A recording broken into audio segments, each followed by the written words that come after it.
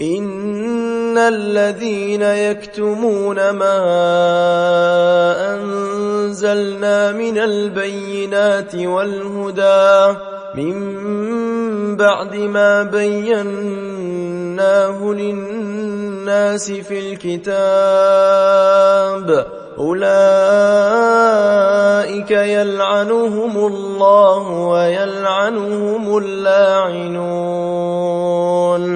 إلا الذين تابوا وأصلحوا وبينوا فأولئك أتوب عليهم وأنا التواب الرحيم إن الذين كفروا وماتوا وهم كفار أولئك عليهم لعنة الله والملائكة والناس أجمعين خالدين فيها لا يخفف عنهم العذاب ولا هم ينظرون وإلهكم إله واحد لا إله إلا هو الرحمن الرحيم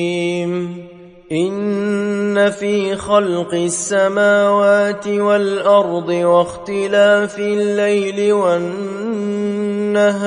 والفلك التي تجري في البحر بما ينفع الناس وما أنزل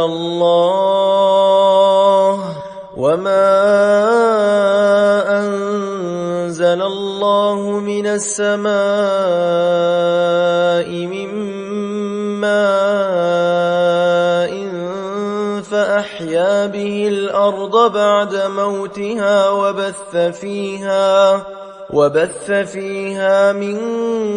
كل دابة